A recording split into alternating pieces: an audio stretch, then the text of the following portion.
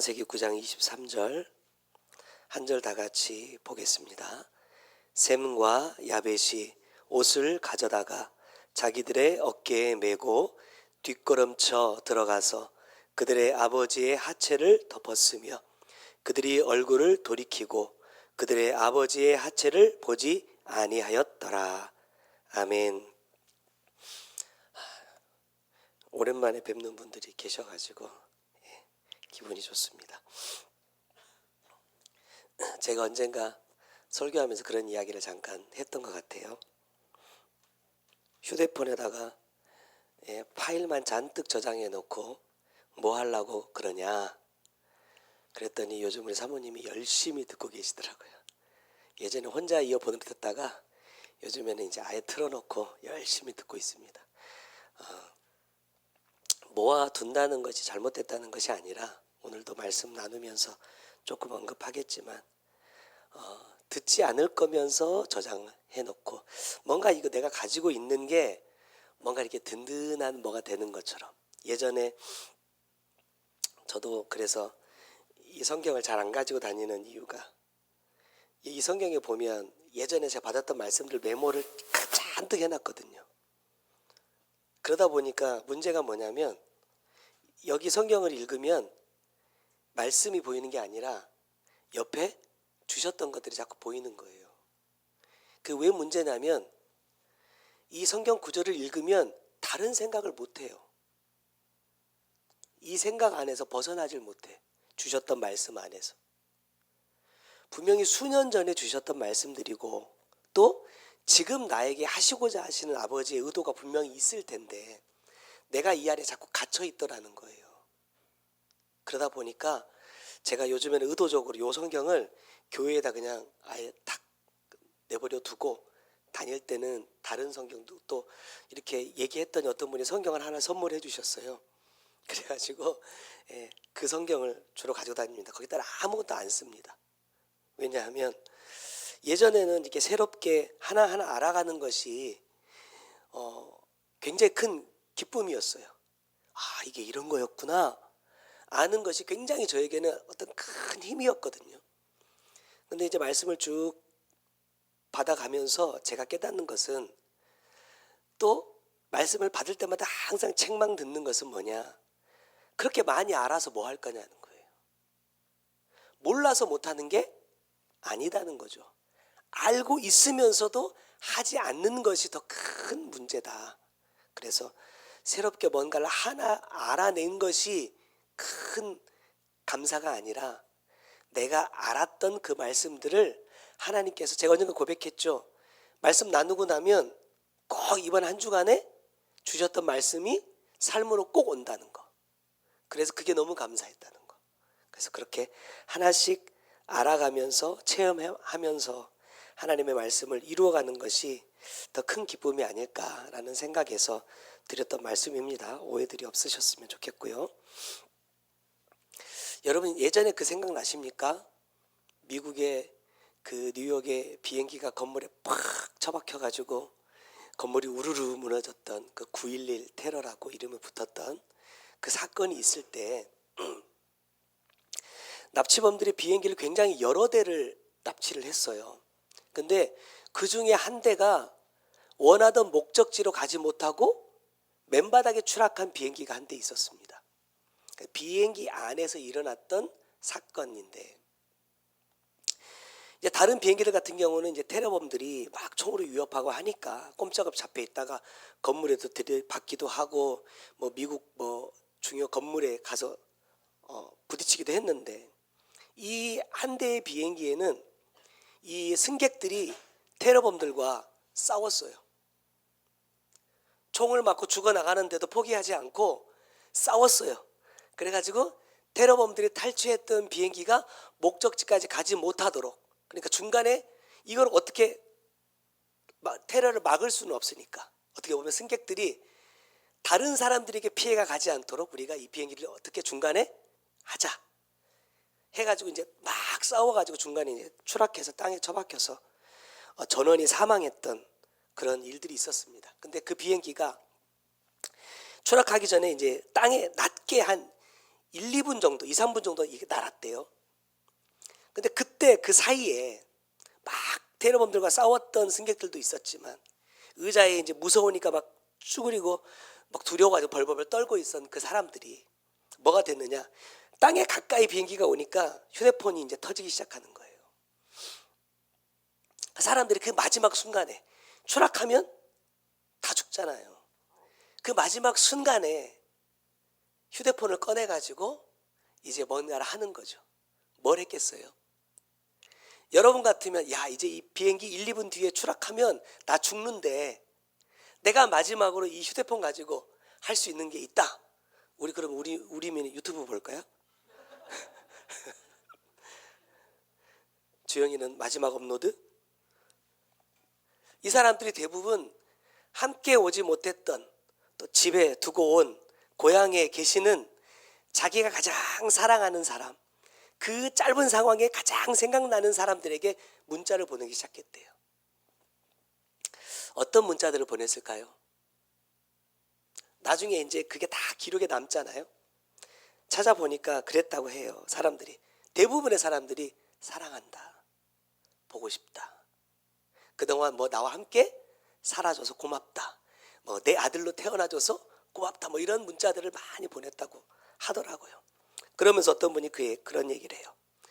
왜 사람들이 싸우고 다투는 줄 아느냐? 그분이 찾아낸 이유는 이거더라고요. 뭐냐? 내일이 있다라고 생각하기 때문이라는 거예요. 그 비행기에 마지막 추락하는 비행기에 타고 있던 그 승객들 중에 오늘 집에서 사랑하는 아내나 남편과 다투지 않고 왔던 사람 있었겠습니까? 아니, 싸우고 비행기 타고 온 사람이 있었겠죠? 자녀들하고 사이가 별로 좋지 않은 사람도 있었겠죠? 원수처럼 여겼던 사람도 있었겠죠? 근데 그 마지막 순간에 그 사람들에게 야, 내가 죽어서라도 너 안 잊을 거야 라고 말하지 않고 더 사랑하지 못했던 것, 오늘 아침에 너의 마음을 아프게 하고 나왔던 것 미안하다, 사랑한다 라고 말했다는 거예요. 왜? 오늘이 마지막이라. 우리가 싸우는 이유는, 다투는 이유는, 용서하지 못하는 이유는 뭐냐? 그분이 내린 결론은 그겁니다. 내일이 있다고 믿기 때문이라는 거예요. 자, 우리 예수 믿는 사람들에게 있어서 내일은 어떤 날입니까? 내일, 오늘과 별반 다르지 않은 똑같은 삶이 반복되는 시간이 내일이다 라고 한다면 여러분, 이것처럼 지루하고 짜증나는 일이 없어요. 야, 내일 또 출근해야 되는구나, 내일 또 일해야 되는구나, 내일 가서 또 그 사람들 또 봐야 되는구나 라고 생각하면 여러분, 이것처럼 힘든 게 없잖아요. 근데 왜 해요? 먹고 살아야 되니까. 먹고 살아야 되니까 하는 겁니다. 근데 예수 믿는 사람들에게 있어서 내일은 어떤 날이냐? 저에게 주시는 마음 그렇습니다.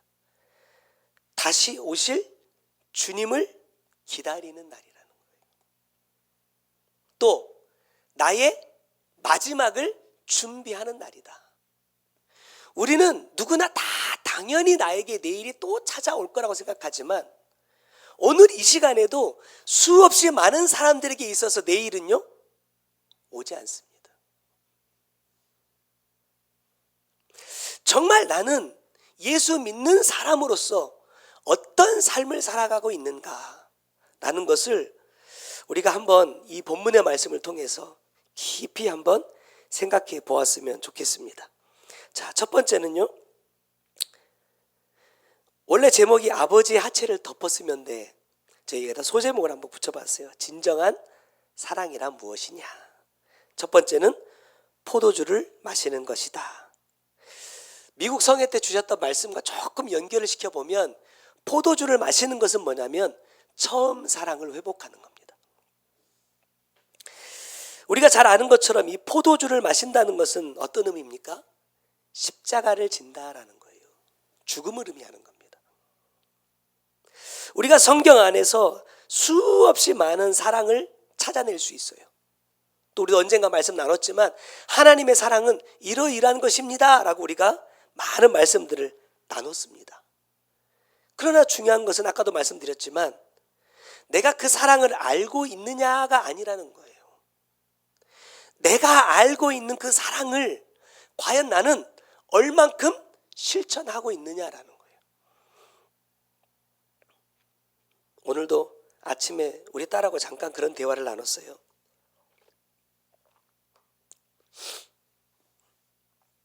대화의 요지는 뭐냐?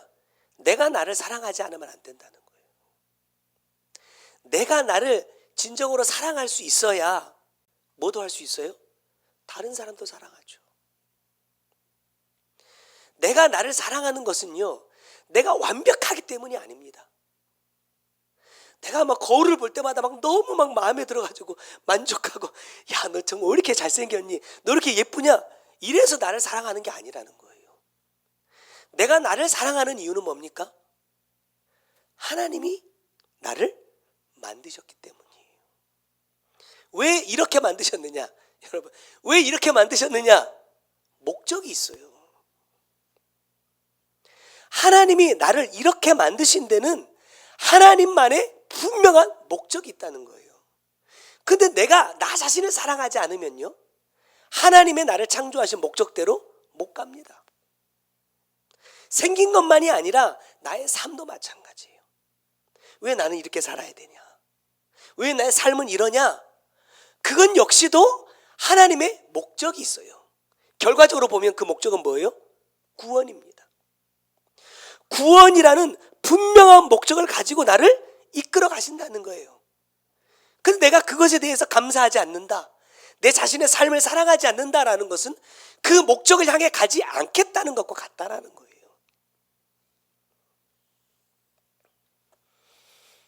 제가 언젠가도 그런 말씀 드렸지만, 여자분들이 남편한테 자꾸 사랑하냐고 물어요.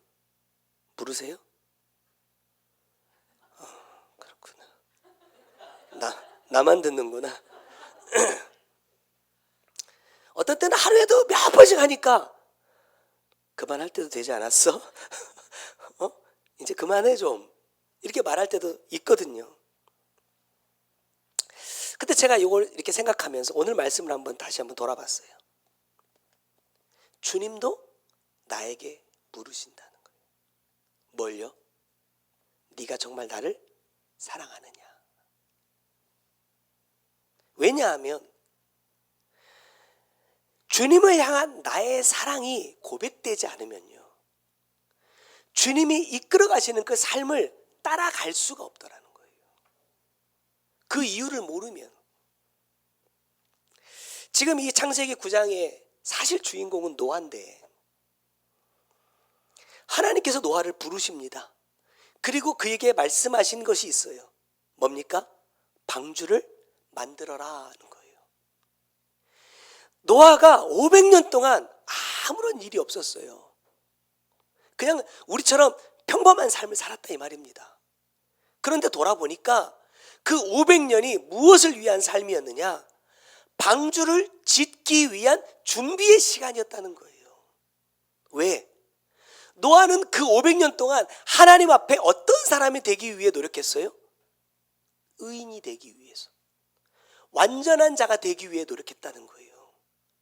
하나님은 500년 동안 노아를 그 삶으로 이끄셨다는 거예요. 그리고 500세 되던 해에 뭘 말씀하시느냐? 방주를 지어라. 단순하게 배를 만든다는 게 아니거든요.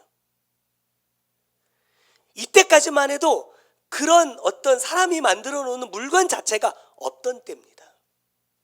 상상 속에 있는 거예요. 그래서 하나님께서 설계도를 하나하나 자세하게 그려주시잖아요. 그려놓고 보니까 이게 뭡니까? 배예요? 아니에요. 우리가 노아의 방주를 이렇게 재현해 놓은 거 보면 알겠지만, 무슨요, 이거 뭐라 해야 돼요? 상자같이 만들어졌잖아요.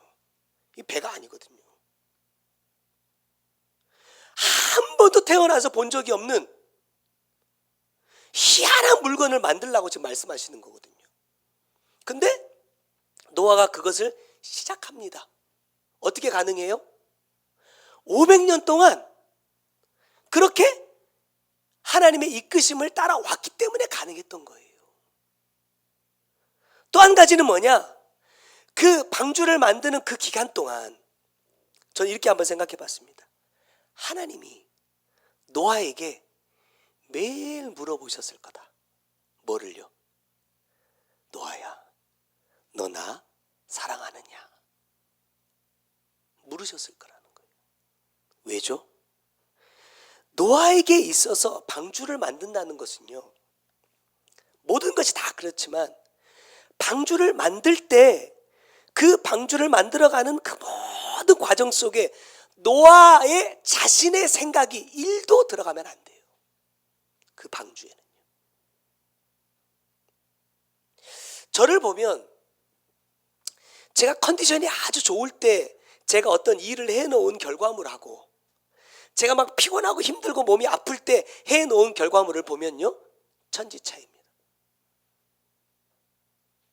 노아에게 있어서 이 방주를 짓기 시작하고 완성했던 이 100년은요 어때야 되냐면 100년 동안 노아의 컨디션은요 항상 똑같아야 돼요. 하루라도 다르면 안 돼. 그 100년 동안 단 하루라도 그 방주 안에 내 생각으로 내 마음대로 못 지나면 안 돼. 내 마음대로 재단하면 안 돼. 내가 보기에 좋은 만큼 길이를 내 마음대로 조절하면 안 돼요. 철저하게 하나님께서 그려주신 설계도 그대로 노아는 해야만 하는 거예요. 그래서 처음 하나님께서 생각하셨던 기간은 120년이었습니다. 그런데 노아가 단 하루도 아버지의 뜻을 놓치지 않고 순종했더니 20년을 단축했어요. 100년 만에 완성했습니다. 저는 그렇게 생각해요.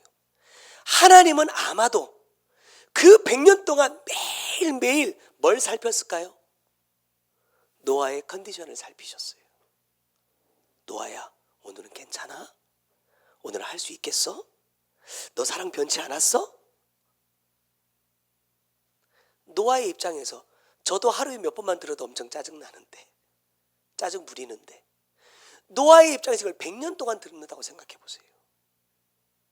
어떨 것 같습니까? 만약에 노아가 정말 하나님을 사랑하지 않는다면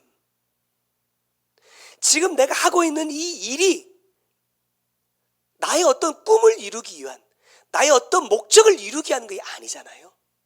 내가 방주 지어놨다고 해가지고 이것이 나한테 막 엄청난 부를 가져다 주는 거 아니잖아요. 무슨 일이 일어날지 노아는 몰라요. 하나님이 뭐 홍수를 말씀하시고 짐승들이 너에게 다 올 거라고 말씀하시지만 여러분, 태어나서 홍수가 뭔지 본 적도 없습니다.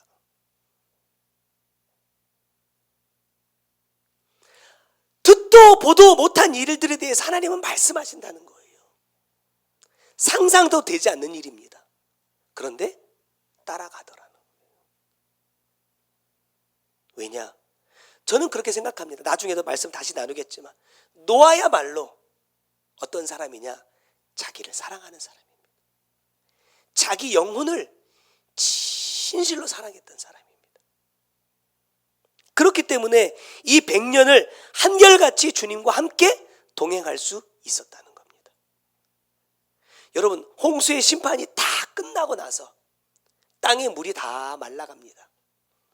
하나님께서 방주의 문을 밖에서 탁 열어주시고 노아가 그 방주에서 탁 나와서 한 게 뭐예요? 야, 살았다! 이겁니까? 이야, 내가 방주 지었더니 우리 가족 살았다! 이게 아니었어요. 창세기 9장 20절의 말씀에 보면 노아가 농사를 시작하여 포도나무를 심었더니 말합니다. 자, 노아가 방주에서 나와서 가장 먼저 한 게 뭐예요? 여러분, 포도나무를 심은 게 아닙니다. 뭘 먼저 해요?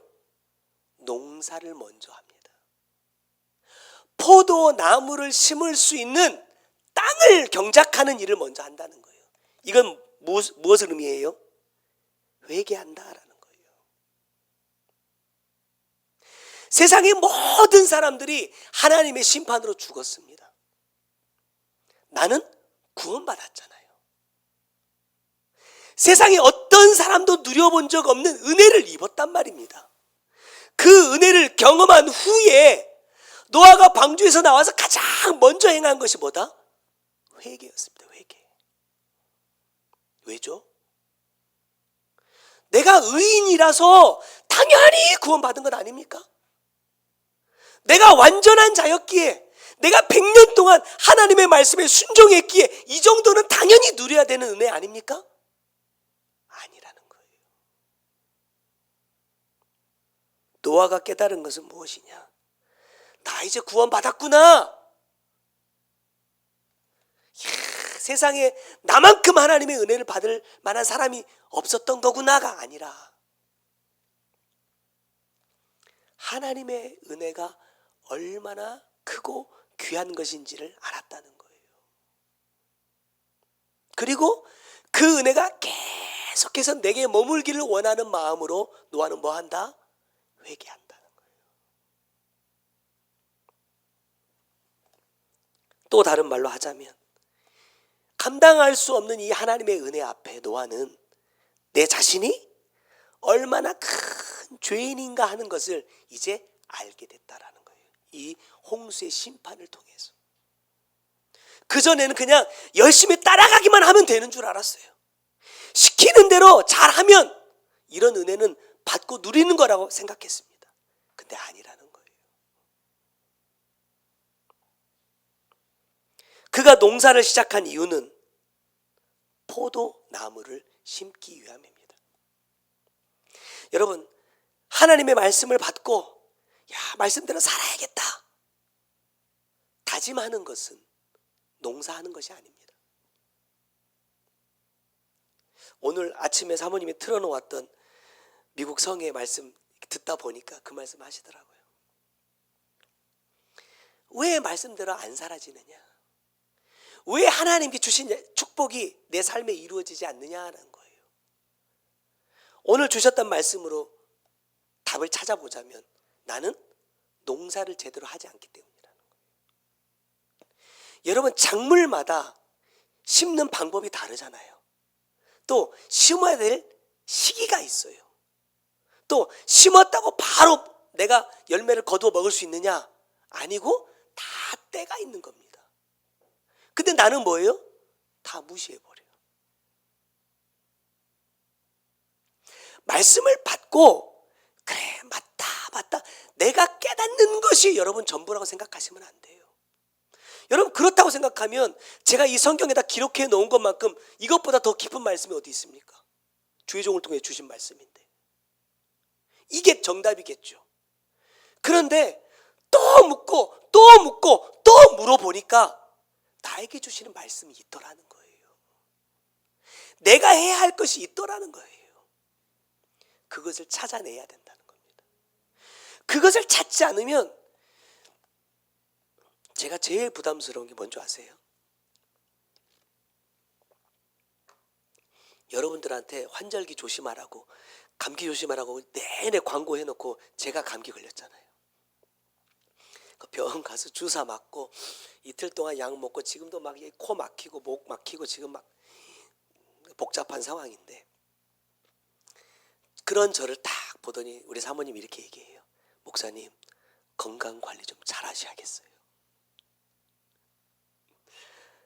이런 게 여러분 얼마나 부담인 줄 아십니까? 그러면서 그 기준이 어디에 가 있어요? 저기 계신 분 거기에 가 있어.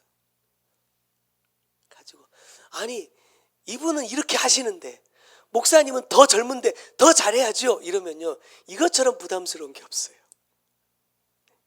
저는 기본 뼈다구가 그렇게 튼튼하게 안 태어났거든요. 저는 진짜 아기 때부터 어머니 말씀 들어보면 골골골골 하면서 자랐어요. 저는 오래 살 수 있어요. 골골골 하면 오래 살 수 있어요. 저는 항상 아팠어요. 정말 요즘에 정말 안 아픈 거예요. 봄만 오면 또 가을만 되면 정말 너무너무 아파서 꼭 이 잔병 치레를 하면서 살았거든요. 요즘 많이 건강해진 겁니다. 그 기준이 거기 있다 보니까요, 이게 얼마나 부담스럽고 힘든지 몰라. 말씀도 마찬가지더라고요. 그런데 하나님의 은혜로 다른 누군가 뭐 예를 들어서 아브라함이나 이삭이나 요셉 같은 사람 기준이면 여러분 얼마나 힘들어요. 근데 하나님은 그 기준을 나에게 갖다 대시는 것이 아니라 나의 기준을 가지고 오시더라는 거예요. 농사 지어서 무슨 작물 심어가지고 막 몇십억짜리 하우스 해가지고 막 1년에 몇 억씩 버는 사람 여기다가 야, 너 저 사람처럼 농사해야 돼 이렇게 말씀하시지 않다라는 거예요. 지금 내가 해야 할 거. 그 포도나무 몇 그루예요? 여기에 나오는 이 포도나무는 복수가 아니라 뭐다? 단수입니다. 한 그루예요. 이 한 그루, 포도나무 한 그루 어디다 심어요? 너의 삶에 심으라는 거예요. 너의 마음에 심어라. 근데 참 희한하죠. 그 한 그루 심었는데 거기서 열매를 거두고 포도주를 얻어요.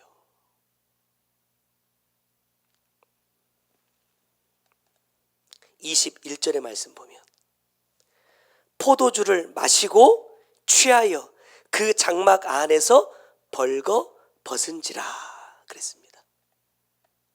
여러분, 이 포도주는 내가 농사한 땅에 심은 포도나무에게서 거두어들인 열매로 만든 겁니다. 어떻게 보면 지금까지 우리는 너무너무나 귀한 말씀을 받았지만 사실 내가 농사지어서 얻은 열매가 아니에요. 다른 분이 열심히 삶을 통해서 농사지었던 그 말씀들을 물론 우리의 눈높이에 맞춰 주신 것이긴 하지만 이건 내 열매가 아닙니다. 그래서 매번 우리에게 주셨던 말씀이 뭐예요? 삶을 살아내라는 거예요. 무슨 말입니까? 네 열매를 거둬야 된다. 네 열매. 왜냐? 그거 백날 첫날 먹어봐야 나 취한다 안 취한다? 안 취한다는 거예요.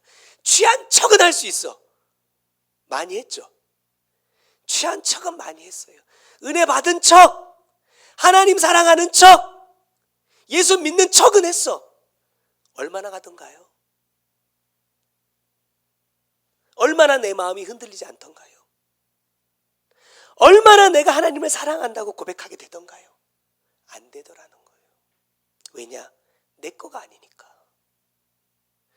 그래서 주님은 오늘 우리에게 뭐라 말씀하시느냐? 너의 삶의 열매를 가지고 뭘 만들어라? 포도주를 만들어라는 거예요. 그게 뭡니까? 주님이 우리에게 처음 주셨던 사랑의 메시지라는 거예요. 여러분, 말씀하신 그대로입니다.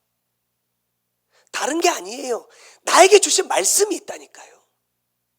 그 말씀이 그대로 내 삶에 오기만 하면, 내가 농사해 놓은 그 땅에 심기만 하면 여러분 열매가 된다니까요.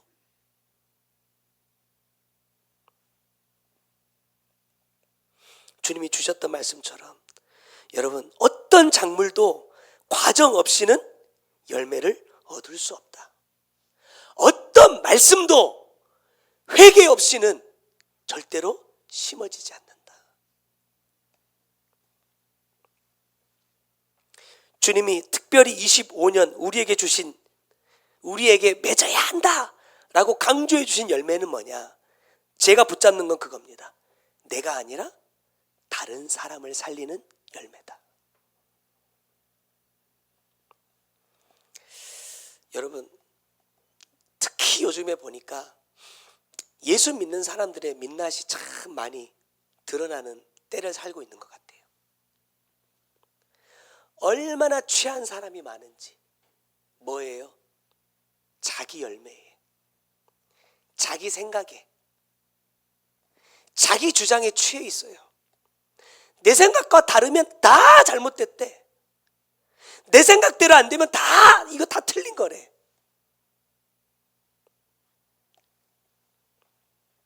여러분, 그런 생각 가지고 있으면요, 주님과 하나 될 수 없습니다. 여러분, 교회도 분열되고 있어요. 교회도.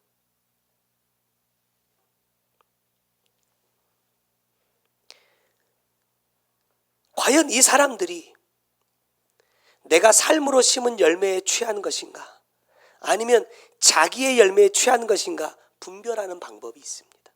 그게 뭐냐?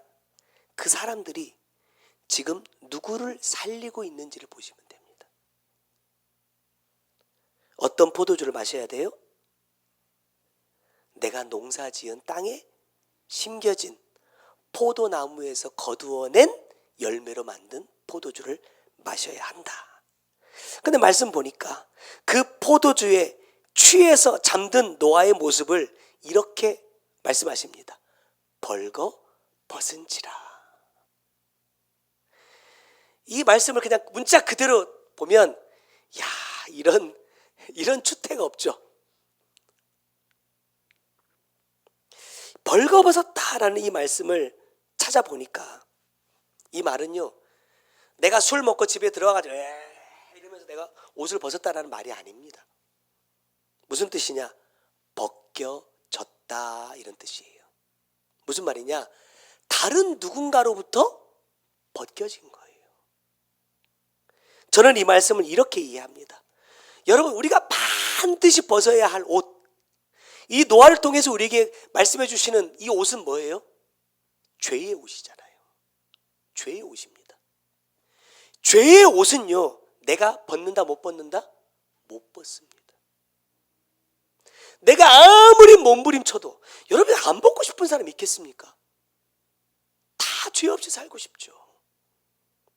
이 죄의 옷은 절대로 나는 스스로 벗을 수가 없다는 거예요. 근데 언제 벗겨져요? 취하니까.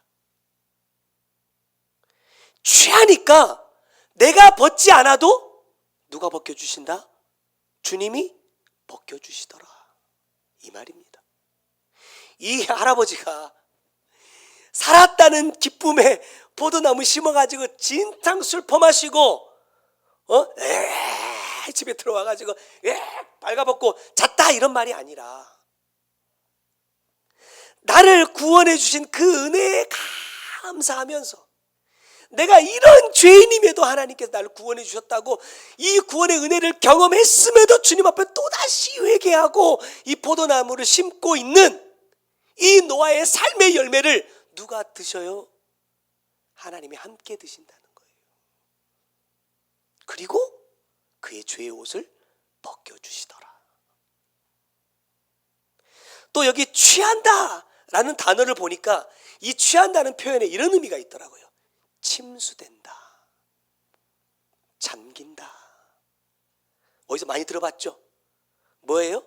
세례입니다. 아까도 서두에 잠깐 말씀드렸지만 방주를 만들 때도 내 생각이 들어가면 안 되는 것처럼 내가 삶을 통해서 맺어야 될 이 열매 속에도 내 생각이 들어가면 안 되더라. 하나님이 말씀하신 그 말씀이 그대로 나의 삶에 이루어질 때 나는 그 말씀의 열매를 통하여 뭐 할 수 있고? 취할 수 있고, 그 말씀의 열매 내가 취하는 자가 될 때 뭐 할 수 있다? 죄의 옷을 벗을 수 있다. 이것이 주님께서 우리에게 처음 가르쳐 주신 뭐예요? 사랑의 말씀이라는 거예요. 이 말씀을 우리의 삶을 통해서 꼭 회복하는 저와 여러분이 되셨으면 좋겠습니다. 자, 두 번째 진정한 사랑은요, 뒷걸음질 치는 것이다. 저는 이 뒷걸음질 친다라는 것을 처음 행위라고 저는 생각해 보았습니다. 아버지가 취해서 벌거벗고 있는 모습을 본 아들들의 반응이 제각각입니다. 가장 먼저 발견한 아들이 함이었어요. 22절 말씀 보겠습니다. 가나안의 아버지 함이 그의 아버지의 하체를 보고 밖으로 나가서 그의 두 형제에게 알림해 그랬습니다. 저는 한 가지 생각해 봤어요. 어떤 마음으로 형들에게 말했을까? 지금 밖에 나가서 셈과 야벳에게 말하는 이 함의 마음은 어떤 마음이었을까를 한번 생각해 봤어요. 만약에 함이 아버지를 사랑하는 아들이었다면 알렸을까요? 어때요? 다른 두 형제가 했던 것처럼 아마 조용히 가서 덮어드렸든지 아니면 가만히 있었으면 될 일입니다. 저는 이 사건을요, 하나님께서 함에게 주셨던 기회였다라고 생각합니다. 이건 제가 추측해보는 겁니다. 노아가 100년 동안 방주를 만들 때 누가 도왔어요? 아들, 며느리, 부인이 도왔잖아요. 제가 생각하는 겁니다. 어쩌면 함이 제일 열심히 일했을 수도 있겠다. 일단 여러분, 우리가 아는 것처럼 이 함은요, 색깔로 무슨 색깔이에요? 검정색입니다. 인종으로 피지컬이 가장 좋은 인종이에요. 그 아버지가 그 힘든 일을 할 때 제가 유추하는 거예요. 성경이 없어요. 그래서 누구에게 가장 먼저 기회를 주시느냐? 함에게 먼저 기회를 주시는 거예요. 여러분, 뭐 해야 할 기회입니까? 함은 그 기회를 놓쳤지만 아버지의 하체를 덮어드렸던 두 아들은 나중에 그것을 인하여 복을 받습니다. 만약에 함이 아버지의 하체를 덮어드렸다면 그 복이 누구 거예요? 함의 겁니다. 성경에 없는 얘기하니까 별로 반응이 없으시네. 하나님의 사랑에 대해서 말할 때 우리가 항상 빼놓지 않는 구절이 있습니다. 로마서 5장 8절입니다. 우리가 아직 죄인 되었을 때에 그리스도께서 우리를 위하여 죽으심으로 하나님께서 우리에 대한 자기의 사랑을 확증하셨다, 이렇게 말씀하셨어요. 주님이 나를 위해서 죽어야 될 이유가 아무것도 없어요. 그런데도 죽어주신 것이 하나님의 사랑이다라고 우리에게 말씀하고 있거든요. 함이 노아라는 사람을 아버지로 만나지 못했다고 한다면 함의 삶은 어땠을까요? 아마도 홍수로 하나님께 세상의 모든 사람을 심판하실 때 수장되어 죽어가는 그 사람들 가운데 한 사람이었을 겁니다. 어떻게 생각하면 함은 아버지 덕분에 산 거예요. 그 은혜를 아는 사람이었다고 한다면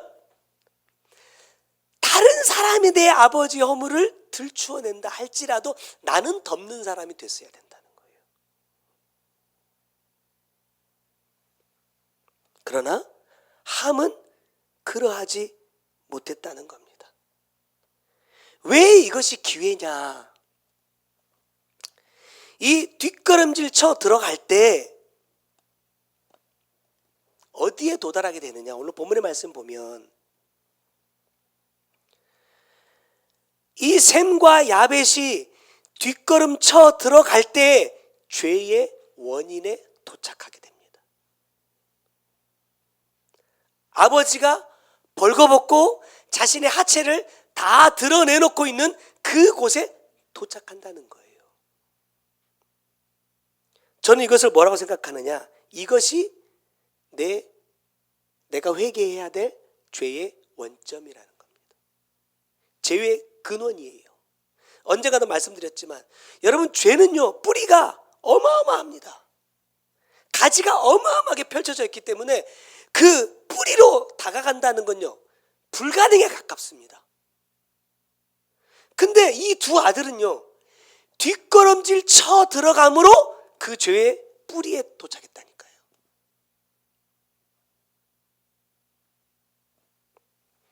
그리고 그곳에서 내 죄의 원점을 찾고 그 죄를 해결받을 기회를 얻게 되었다는 거예요. 지금 이 셈과 야벳이 뒷걸음질 들어가서 아버지 하체를 덮었지만 아버지의 죄의 원점에 도착한 게 아닙니다. 뭐예요? 자기들의 죄에 도착한 거예요.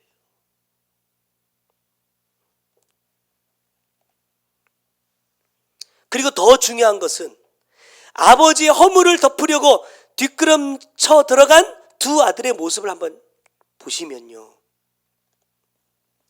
뭘로 아버지의 하체를 덮어요? 아버지 옷이 아닙니다. 자기 옷입니다.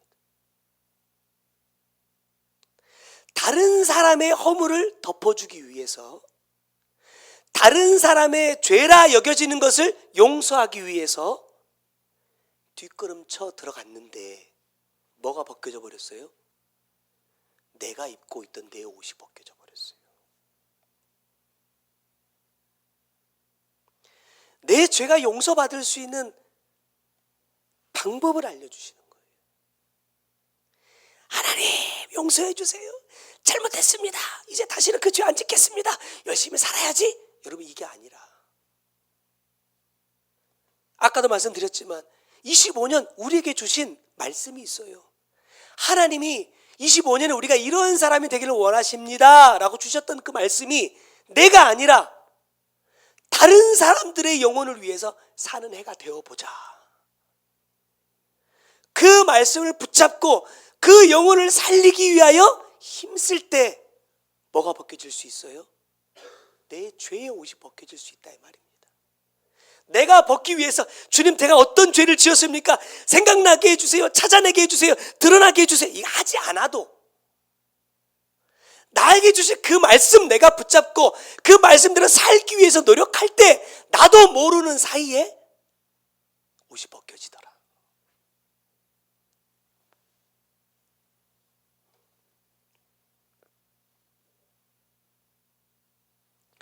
스스로는 절대 벗을 수 없었던 죄의 옷이 다른 사람의 허물을 덮어주고 용서하려 했더니 벗겨지더라.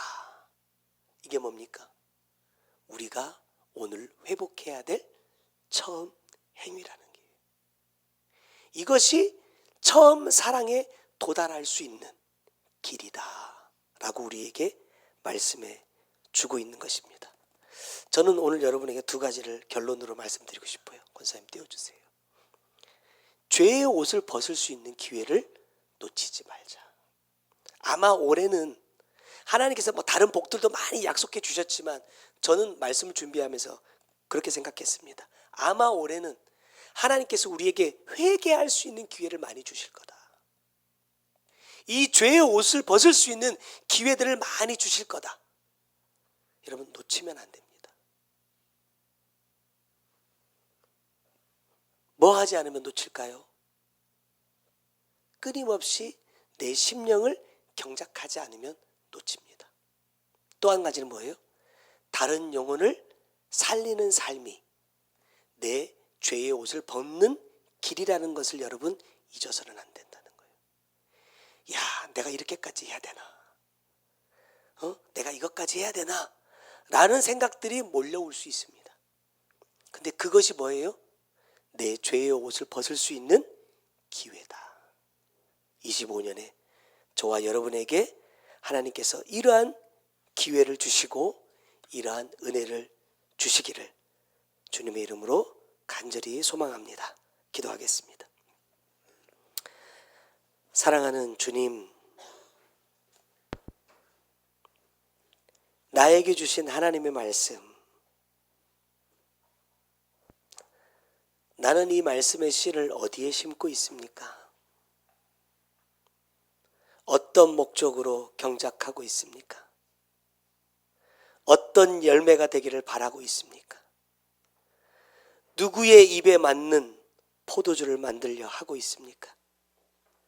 주님, 나는 지금 무엇에 취해 있고 어디에 벌거벗고 있는지 내 자신의 모습을 다시 한번 돌아보게 하시고, 오늘 이 노아의 가정을 통해서 주셨던 이 말씀, 우리의 삶 가운데 반드시 내 말씀이 될 수 있도록 은혜를 베풀어 주시옵소서.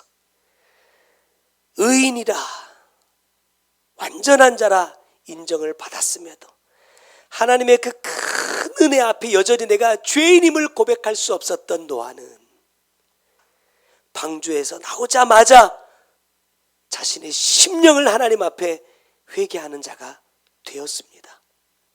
더 큰 은혜를 사모하기에 완전한 구원에 이르기까지 자기의 삶 가운데 포도나무를 심고 그 삶의 열매로 포도주를 만들어 취하고 벌거벗는 자가 되었습니다.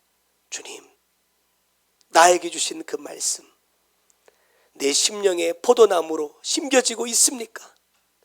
주님이 드실 수 있는 포도주로 주님 만들어져 가고 있습니까?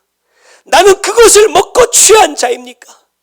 다시 한번 돌아보게 하시고, 나는 어떻게 이 죄의 옷을 벗으려고 하고 있는지 내 모습을 보게 하시고, 내 방법이 아닌 하나님의 방법으로 가르쳐 주신 이 죄의 옷을 벗는 방법의 길로 행할 수 있는 우리 모두가 되게 하게 하시고, 특별히 올해는 내가 아니라 다른 사람들을 위해 살 때 내 죄의 옷이 벗겨진다 말씀하셨으니, 주님, 그러한 한 해가 꼭 될 수 있도록 내 죄의 옷을 하나라도 더 벗어내는 그 기회를 놓치지 않는 우리 모두가 꼭 될 수 있도록 은혜 베풀어 주시옵소서. 귀한 예물 주님 앞에 올려드립니다. 주님께서 받으시고 주님 원하시는 곳에 사용하여 주셔서 내 뜻이 아닌, 우리의 뜻이 아닌 하나님의 뜻이 이루어지는 복된 예물 꼭 되게 하여 주옵소서. 지금은 우리 구주 예수 그리스도의 은혜와 아버지 하나님의 크고 놀라우신 사랑과 성령님의 감화 감동하시고 역사하시며 보호하시는 귀한 은혜가 오늘도 노아처럼 셈과 야벳처럼 내 죄의 옷을 벗기 위하여 몸부림치는, 치기 원하는 주의 사랑하는 성도들 머리 위에, 그들의 가정과 삶의 모든 터전 위에 이제로부터 영원토록 함께 계실지어다. 아멘. 내 목숨을 걸지 않으면 공개할 수 없는 그러한 형편이었습니다. 그러나 내 마음속에 다윗이 하나님이 세우신 왕이라는 그 신념이 있었기에 바르실레는 흔들리지 않고 자기가 가진 것으로 최선을 다하여 왕을 섬겼습니다. 또한 그 왕이 전쟁에서 승리하여 돌아갈 때에도 내가 함께 가는 것보다 왕을 위하여 더 필요한 사람이 함께 가기를 원했던 그 마음을 가진 사람이었습니다. 주님, 나는 사람을 위하여 헌신하는 사람입니까? 하나님을 위하여 헌신하는 사람입니까? 나는 무엇을 선택하고 무엇을 따르는 사람입니까? 과연 내 욕심 따라가고 있지는 않습니까?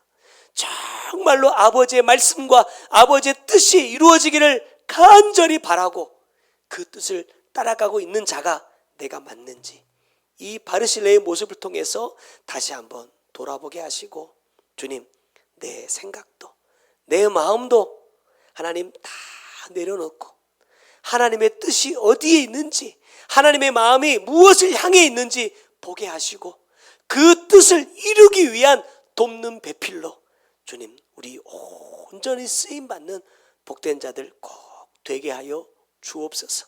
이 땅에서도 주님 갚아주시고 써주시기를 원하지만 내가 아닐지라도 하나님께서 나에게 주실 이 복이 이어가기를 간절히 소망합니다. 내 대해서 끝나지 않고 계속해서 이어져 가고 더욱 풍성해지기를 간절히 소망합니다. 그 큰 은혜로 채워주실 것을 믿고 소망하며 주님 나아가오니 바르실레와 같은 삶을 사는 자들 되게 하시고 바르실레가 받았던 그 복을 받고 누리며 이어가는 복된 자들 꼭 되게 하여 주옵소서. 귀한 예물 주님 앞에 올려드립니다. 아버지의 뜻 이루어 주옵소서. 주님의 그 크신 계획하심 가운데 돕는 자로 함께 동참하게 하여 주옵소서. 지금은 우리 구주 예수 그리스도의 은혜와 아버지 하나님의 크고 놀라우신 사랑과 성령님의 감화 감동하시고 역사하시며 보호해 주시는 귀한 은혜가 하나님께서 기억하시는 그 사람 되기 원하는 주의 사랑하는 성도들 머리 위에, 그들의 가정과 삶의 모든 터전 위에 이제로부터 영원토록 함께 계실지어다. 아멘.